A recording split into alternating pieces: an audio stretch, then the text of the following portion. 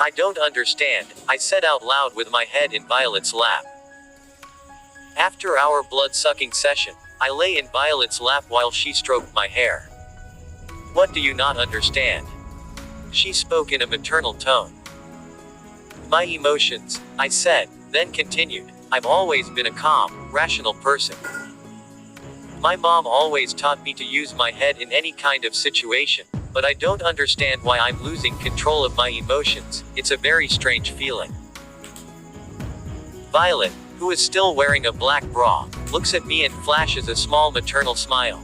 You're doing better than most newborns, don't worry, this is normal. This is normal? I questioned confusedly. In the vampire movies I watched with my dad, vampires always seem to be in control of their actions. I guess I shouldn't take knowledge of movies to reality, huh? Well, I can't help but list them considering I watched a lot of movies with my dad. He was a hardcore movie fan. Yes, vampires feel things more intensely than a normal human. It's because of this problem that we live in isolation with other vampires.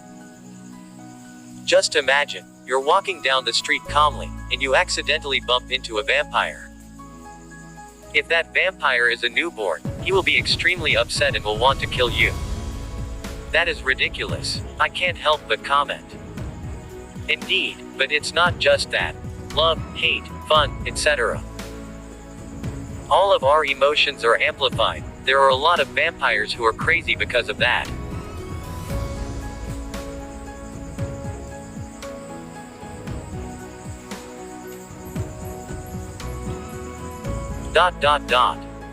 Vampires seem to be a problematic race.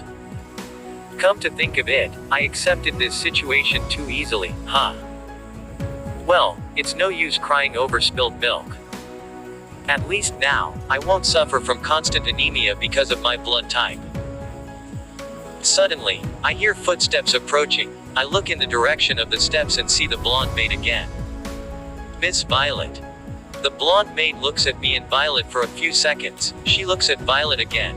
Miss Violet, please dress appropriately, we have a visitor. Violet looks at the maid with an annoyed look. I realize she wasn't upset with the maid, she was upset with the guest. I get up from Violet's lap and my eyes turn red. As I look toward the mansion's entrance I see the silhouettes of a man and a woman, and both their necks are glowing red. Vampires, huh? I commented in a neutral tone.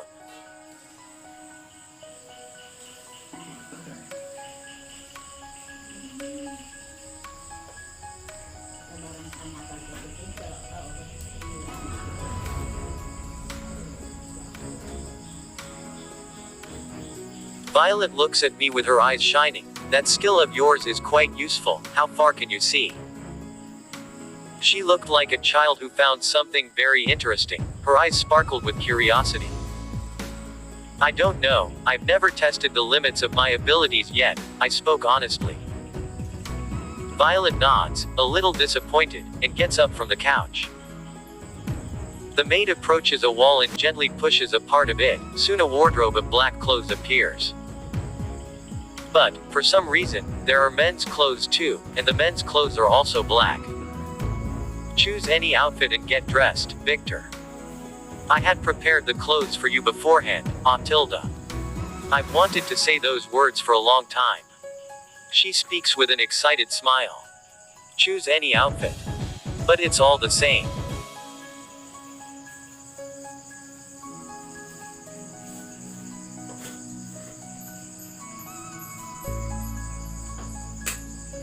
I look at Violet with a neutral face. When she gets close to the wardrobe, I can't help but think, a long time, huh? Just how long have you been watching me, Violet? Suddenly a woman who is wearing a modern maid's outfit appears at my side. Lord Victor, please dress appropriately for the visitors. They may be lesser beings, or maybe insects. They may even be pigs who came here to be downcast. But you, as a noble vampire, must always dress appropriately. The maid spoke in a neutral tone that held no emotions, but I could feel her contempt for her guest. I look at the maid. She has short black hair, black eyes, and her expression is always set with a poker face. Looking at the maid's features, she looks oriental and she's very short. She must be around 160 cm. What's your name? And Lord Victor. Why are you calling me that? I asked, confused.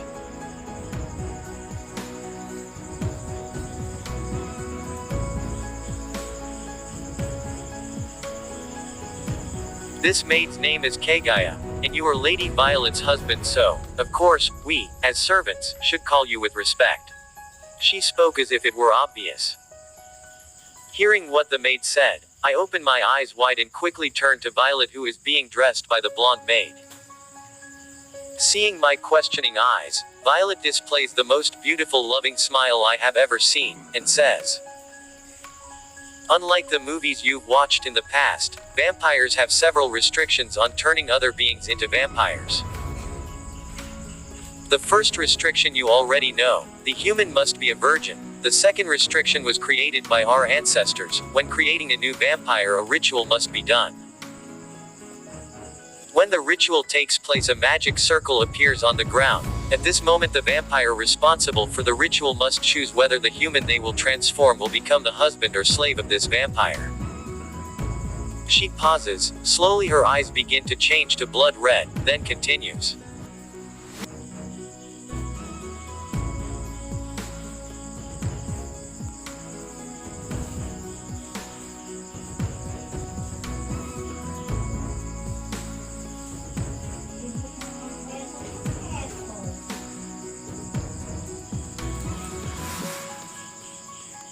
"When I turned you into a vampire, I chose you to be my husband.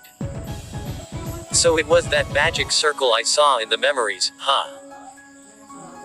Unconsciously, my eyes start to change to red as I look at Violet, and I can feel something I can't explain. It is like I'm being filled with another life. It's a really weird feeling, but it's really good. It's the same feeling I get when I feed on Violet's blood, but at the same time different. I can also feel emotions that aren't mine. I feel happiness, love, and obsession coming from Violet. These emotions are so intense that I feel overwhelmed for a moment. "Can you feel it?"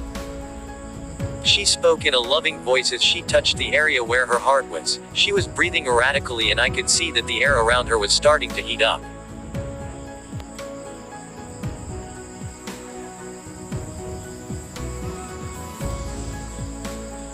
Quote. "Yes," I said honestly. I try to focus on that feeling, and I can feel Violet. I can feel all the emotions she is transmitting to me. But, unconsciously, I turn my head and look in a different direction than Violet, and I can feel something incredibly faint.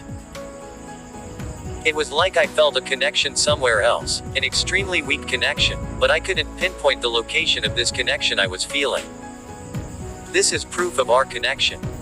From the moment I turned you into a vampire, you became my husband for all eternity. You became my darling." I turned to look at Violet. When she spoke those words, she had a crazy smile on her face. It was a dangerous smile. But, at the same time, I thought that smile was beautiful, a very beautiful smile indeed.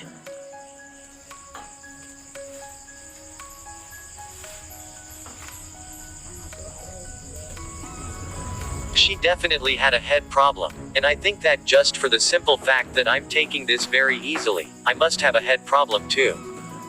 But honestly, I do not mind. I display a small happy smile. "It looks like I'll see you for years to come, so I hope you take care of me, honey." The last word almost didn't come out of my mouth. After all, I didn't know if it was right. I didn't know what it was to have a girlfriend. Much less did I know what it was to have a wife, but I felt it was appropriate to call her that way. Suddenly Violet's smile grows erratically. She suddenly appears in front of me and hugs me tightly. "Yes.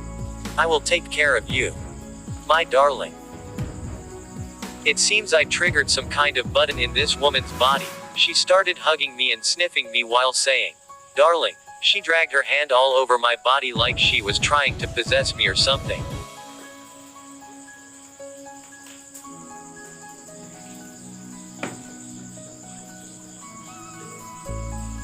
She looked incredibly adorable. Unconsciously I started stroking her white hair. Feeling my hand in her hair, she suddenly froze and stopped moving. She turned her face towards me. As we were almost the same height, I could see her face very close to mine. As I caressed her, I asked, "What happened? Why did you stop?" Aren't you annoyed or irritated by my attitude?" she asked in an untrusting voice. "Why would I be? I think you are incredibly adorable," I replied honestly. She put her hand to her chest. It was like she had been hit by something in her heart. "Yes, indeed. Lady Violet is definitely at a point of no return." Kaguya spoke as the blonde-haired maid approached Natalia. "Shish," Natalia made a silent gesture to Kaguya.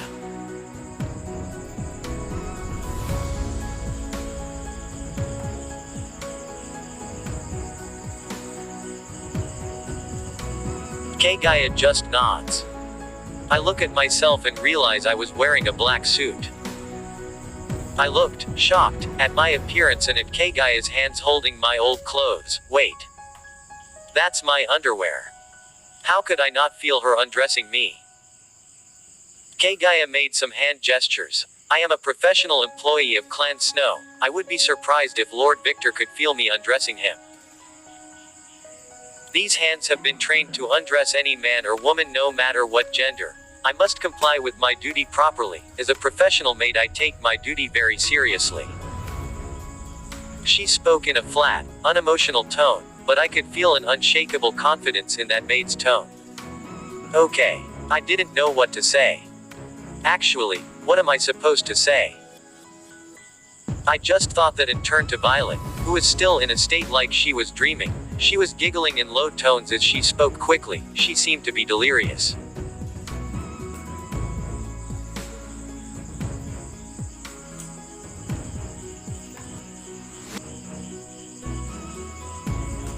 "She's definitely in a state of no return. I think I should notify Lady Violet's parents," Natalia said as she walked towards the door.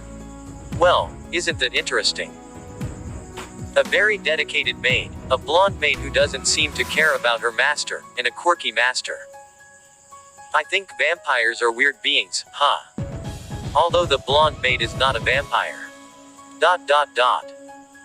It took a while for Violet to wake up from her state of illusion, or I don't think she's fully awake yet.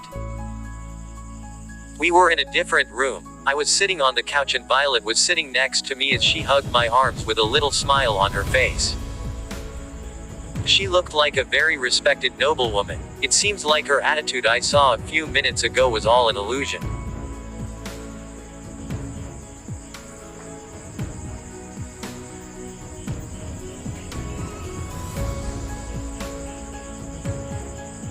I look around and can't help but wonder how many rooms does this mansion have. This room looks incredibly similar to the one I was in, but I feel this room is different. For some reason I feel uneasy in this place. It's like I'm being watched. I use my vision that changes my world to blood red, and I could see why I felt that way. This room was surrounded by vampires. I did a brief count and there were 20 vampires. And they were all over the mansion. It looks like this place is bigger than I thought. I look down and see some red silhouettes in the basement too. I also see that the only human in this mansion is Natalia, and she was actually in the basement sitting with 2 more vampires, and she seems to be eating something. "Lady Violet, I didn't know you were dating." The vampire who was sitting across from me started to speak, but he was interrupted by Violet. "He is my husband," she spoke in a neutral tone that carried a lot of happiness. "I didn't know you were married," the man spoke. I look at the man who is accompanied by a woman. He is a tall man of 190 cm, with short black hair slicked back. He was wearing a white suit, and glasses. Overall he looked like a successful lawyer. The woman, who was looking at me like she was looking at prey, has short black hair. Her haircut looks like a Karen's and she was wearing a normal work suit. She's shorter than the man and must be around 170 centimeters tall. Coincidentally, her name was also Karen. Violet displays a small smile and speaks while her eyes are closed. Lucy, I don't think you should know something about my life. Why don't you go back to your mommy who gave you that feminine name? She spoke in disdain. Damn, woman. That was wild. Is it okay to talk like that to a guest? Not that I care. Lucy gently adjusts his glasses as his hands shake a little. Cough. He pretended to cough and looked at Violet. Lady Violet, you're right. He leans back on the couch and says, I came here for one reason only. I want permission to bring a lot of vampires to this town. Oh. I start watching the man. Violet opened her eyes and they were glowing red. Lucy, this is my territory, and I don't accept other vampires in my territory that aren't connected to my family. You know that, and yet you come to ask me about it. Are you looking for war? I wouldn't dare. I intend to live for a few thousand years yet. I don't intend to offend Clan Snow for something small like this. He spoke with a small smile. Violet remains silent and waits for Lucy to continue his words. You know, Lady Violet, I'm a very scared man. I'm very scared of dying, and, because of that, I need to defend myself. I don't want to die from a bullet in my head. He spoke while making exaggerated gestures. Violet opens her eyes a little. She seems to understand what he was trying to convey. Then she continued in a bored tone. The Inquisition.